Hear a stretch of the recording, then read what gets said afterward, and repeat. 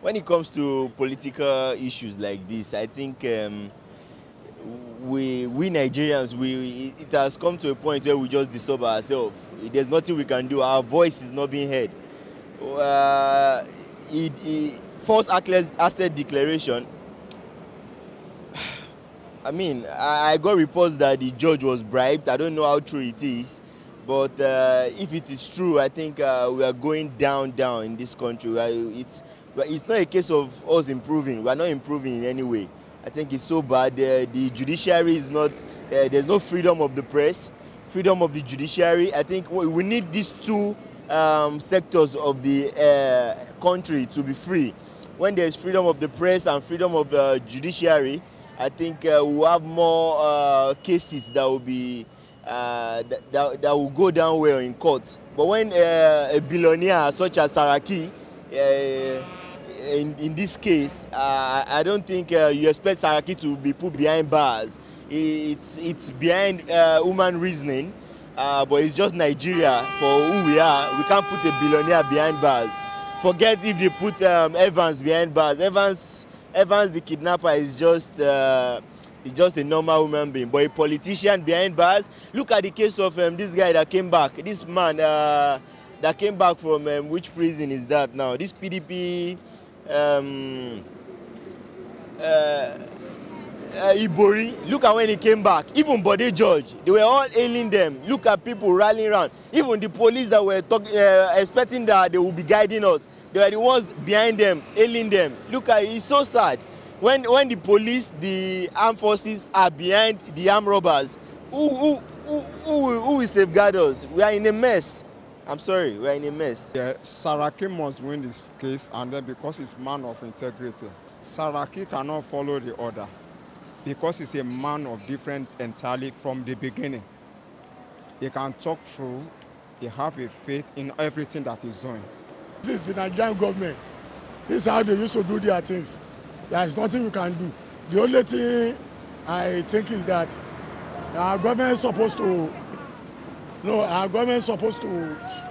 do something that we people will understand what is going on. Because according to what is going on in this country, nobody can even say anything concerning our government now. But my suggestion is that we just say leave everything for the government. Because as for me now, I don't have anything to say. Because I'm not in government, I don't know anything concerning them. So that's what I see there is that in order to not to prolong the matter, we have to just leave it just like that. You know what this is? Yes, now, because what are we going to do? They are in government. They know what they are doing there. So there is nothing we masses can do about it. They are the people doing it. So we don't have anything to say. Me and you are here. Can we decide? We cannot. They are the people deciding what they are doing there. So there is nothing we can say.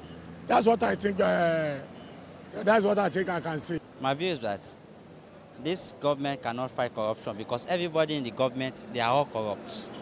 If you look at the APC coming, they are all from PDP, fighting corruption. They are just deceiving the whole public, just to let us know that they are fighting corruption. So corruption, for everybody to fight corruptions, there needs to be a way that they will declare their assets, and then we know whatever each politician have.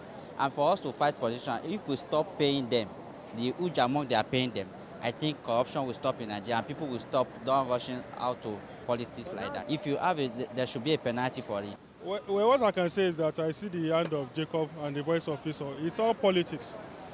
How can you accuse of a man ab initio of a crime, and all of a sudden the trial went on for a while? And I'm sure along the line, politics has played out, and they have just dismissed the case now. So it's all politics. They are all corrupt, and they are settling themselves. It's a power game at play here. So if somebody said I'm guilty of or I'm accused of an offense, I went for a trial along the line, the case was dismissed suddenly.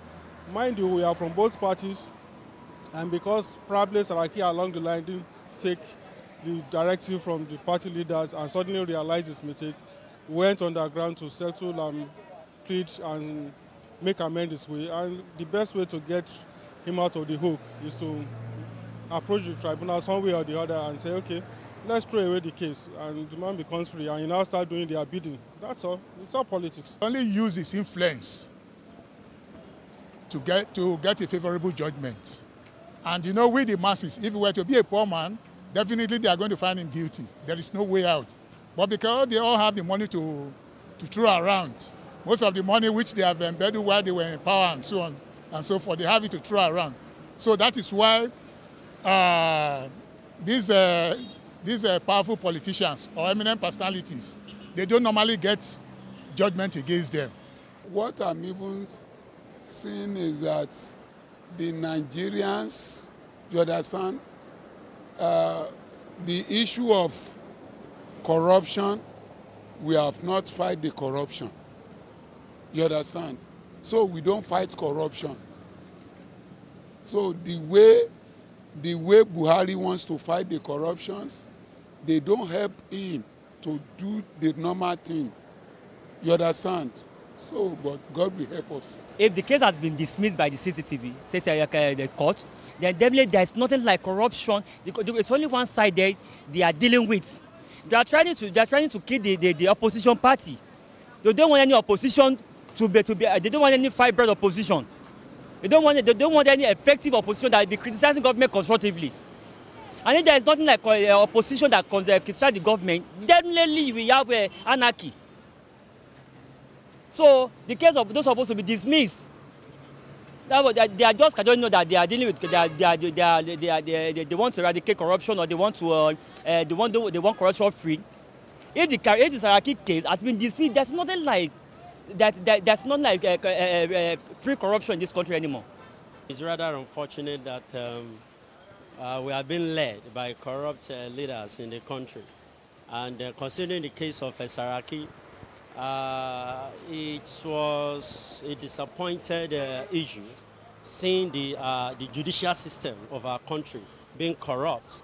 At least there should be checks and balances in the government, and everybody had known where the case will actually leads to, even right from the inception of the case. So it's rather unfortunate that at the end of the day, the judicial system, which happens to be the escape route, at least for the less privileged in the society to hear their views, had already been corrupt as well. It's a pollution to our government, especially the judicial system. Because in a country where the current president and the current government rather is trying to wipe away all sorts of corruption, things like this should not be happening. They are the ones who are supposed to set the pace for others to follow. So, and in a country like Nigeria, where over 170 million people are expecting the government to deliver, this is not what they are supposed to be paying us back with. Like I heard, they said the judge in charge of the case was paid about $3 million just for him to wipe away the case. Man, it's nothing to write home about. It's nothing to write home about at all.